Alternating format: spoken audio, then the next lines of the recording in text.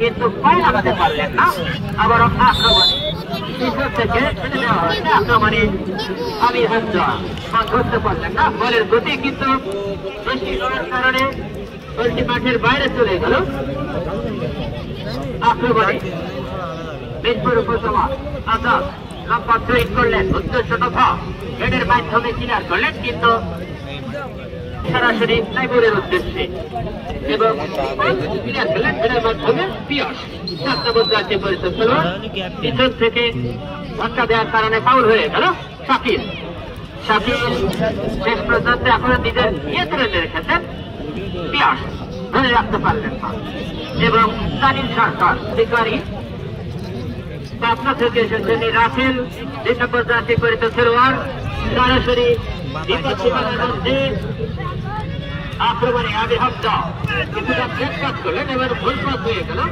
আসিফ মাহমুদ রুকমান উদ্দেশ্য কাজা, বলের গতি বেশি আমির হামজা শেষ পর্যন্ত কড়া মার্কিনে রেখেছে। ওখানে আমির হামজার গোলদার ধরিতে আছে এই টুর্নামেন্টের রুকমানকে কড়া মার্কিন প্লেস।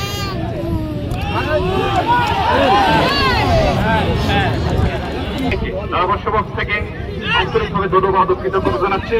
এই মধ্যে ধন্যবাদ জানাচ্ছি আজকে রেকর্ড পরিমাণ দর্শক এই টুর্নামেন্টের সর্বোচ্চ দর্শক মাঠে উপস্থিত হয়েছেন। বিশেষ করে দুটি উপজেলা থেকে বাস, মোটরসাইকেল যে যেমন পেরেছেন, অনেক দর্শক আজকে এই মাঠে উপস্থিত হয়েছেন, যারা দূর দূরান্ত থেকে ফুটবলের ভালোবাসার টানে আজকে মাঠে উপস্থিত হয়ে নিজ নিজ উপজেলাকে উৎসাহিত করছেন এবং ফুটবলকে উৎসাহমুখর করার জন্য আপনাদের উপস্থিতিতে আমরা একটি প্রাণবন্ত ফাইনাল দেখতে পাচ্ছি। সেরকম দর্শকদেরকে আমি ধারাভাষ্য শুরুতেই অনেক ধন্যবাদ। উপভোক্তা আছেন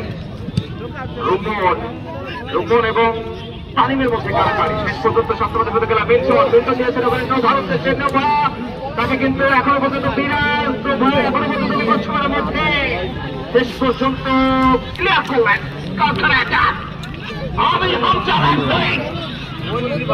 হতে পারে কিন্তু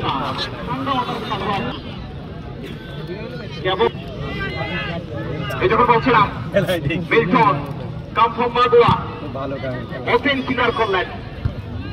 রাসেল 2 নম্বর ফুটে খেলোয়াড় সুঠাম দেহের অধিকারী, এবারে কিন্তু বাধাবিঘ্ন সফল হয়নি।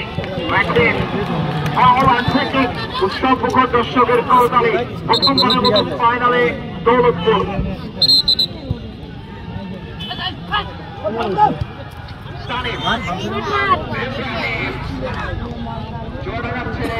এই টুর্নামেন্টের সুন্দর খেলছেন